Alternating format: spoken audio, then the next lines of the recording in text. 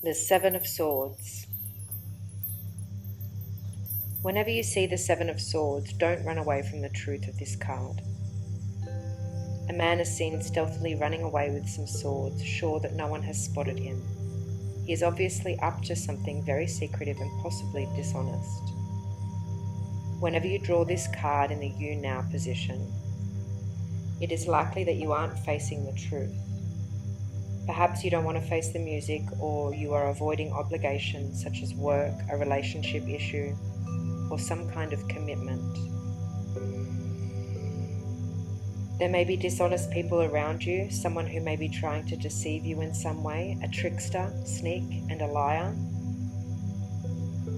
A friend or a lover could be two-faced. You could claim credit for something you didn't do, or someone is complaining behind your back. The Seven of Swords also says, look behind you. Have you covered your tracks? Are you sure no one is going to point the finger of blame at you later? It might be something you have done that you'd rather not admit, but it could be for the good of others or simply yourself. But can you get away with it? Perhaps you are embarking on a new love affair and escaping an old one. Whatever you are up to, are you deceiving yourself that this is the right action to take? Try to use the ideal of the swords, logic and clarity to get the truth and clear the air. Sometimes isolating yourself from others can be an enormous burden. Look at the very solitude nature of the thief on the card, who will have to take responsibility for his actions. As a blockage position on the card, the Seven of Swords indicates that you are simply making things worse for yourself by not facing up to the truth.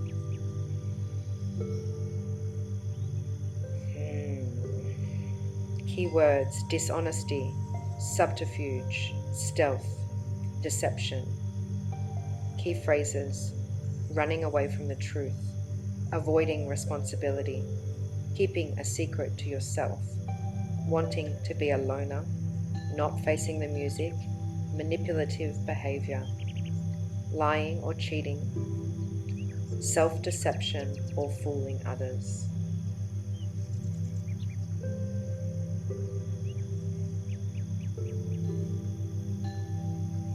A tricky energy, this card.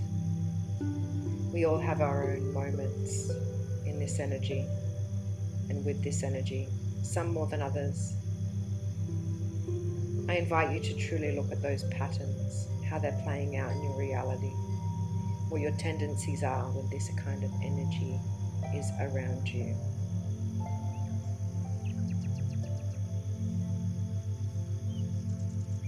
It is very much worth noting the golden color of this card. They are strategically placed throughout the journey of the tarot, and they are strategically placed. Yes. Do not run away from the opportunity to highlight a new way of moving, of acting, of reacting, of responding, behavior in general. Judgment, sure. Logic and clarity, even surer.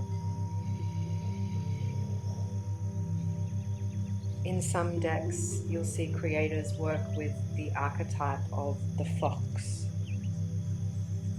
and others, crows.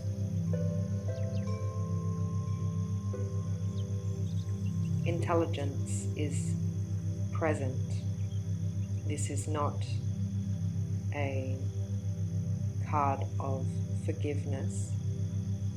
It is a card of strategic action of the mind, thought, etheric. Only you know your path and how this energy works through you, how it is mirrored back to you, how you assign it to others when it is merely a reflection of the self. And personally, I have been avoiding this energy for years. literally within this series for the Tiny Tarot Time recordings, while the other 77 cards have been present and live and available for those in my community to enjoy, this one got away from me. Only this one. A coincidence? I don't believe so. Intentional? I'm unsure. Sneaky? Yes. And even though I realized, and even though I knew, I still waited. I still played its hand. And today, as I record this, there is music that I am not facing in my own experience and reality, and I call this energy back. And I offer my own personal frequency now as a sincere and certain intention to transmute it, to learn, to thank it, and to enjoy it. For it is part of the journey, as are all the others.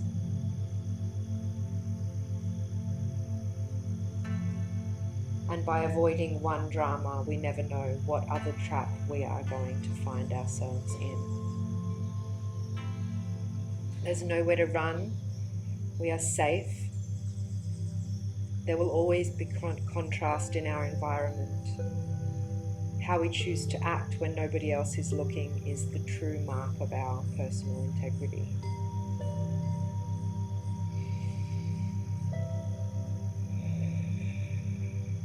If we really want peace outside of ourselves in this world, how can we expect it when there is a circus inside? And like all future projections are presumed of this deck, I feel a duty to remind you that the next card in the series is the 8, a feeling of being stuck, an illusion.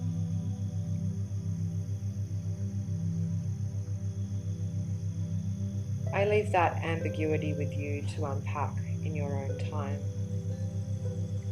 And as I quietly flick through some of the other expressions of this card from different decks and creators, I am always curious to see how they are translated.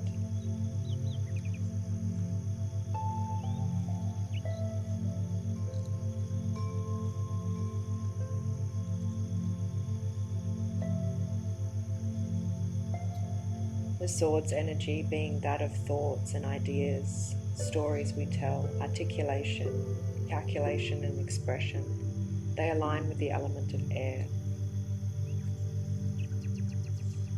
Some more keywords here: quick getaway, escape, editing, re-evaluation, consider past, present and future of the situation. Stop, look and listen. Read the room. A figure creeps away from the encampment with swords in his hands. His body suggests past, present and future. A crowd gathered at a fire in the distance does not notice him.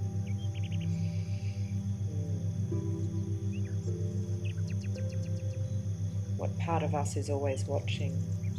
Divinatory meanings, design, attempt, wish, hope, confidence. Also quarreling, a plan that may fail, annoyance. Reversed, good advice, counsel, instruction, slander, babbling. Ambiguous indeed. This one highlighting the healing strategy available through this lesson. And in the After Tarot, which is the same as the Rider-Waite deck, but an interpretation that might be just a moment after we learn this lesson. And the figure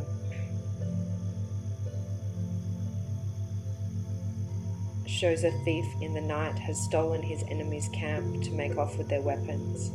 As he makes his escape, he looks back over his shoulder past and laughs. Little does he know that he's walked right into their trap. Yes, the After Tarot is an intuitive read. And here we note in another interpretation, the two others of the card remain stuck in the ground. There are two swords upright. Again, design, attempt, wish, hope, confidence, and also quarrelling. A plan that may fail. Annoyance.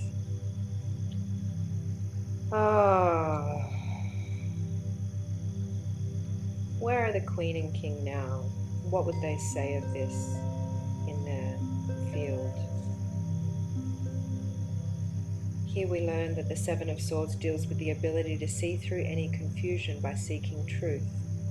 Out of confusion comes choices. Once revealed to us, we feel more inclined to transform our thinking. This card indicates that something is misleading or deceit is afoot, causing mistrust. You must delve deeper, check things out, expose what is hidden and unseen. The devil is in the details: confusion, mystery, misleading, intuition, exposing truth, realization, sneakiness, theft, manipulation, lies, deceit, lack of trust, cunning, opportunist. I appreciate the fox and the crow, and if I was to add an animal here, I would add the rat.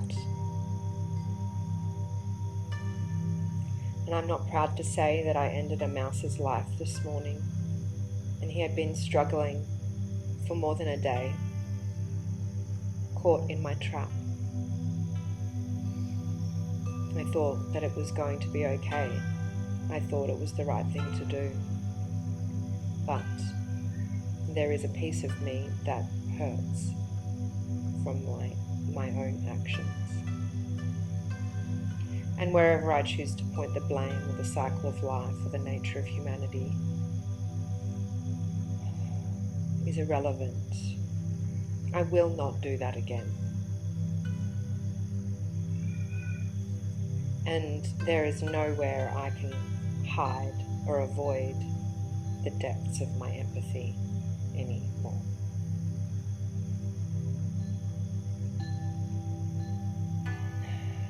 And with that, we can turn the page and work through the energy again with the Eight of Swords. And so it is.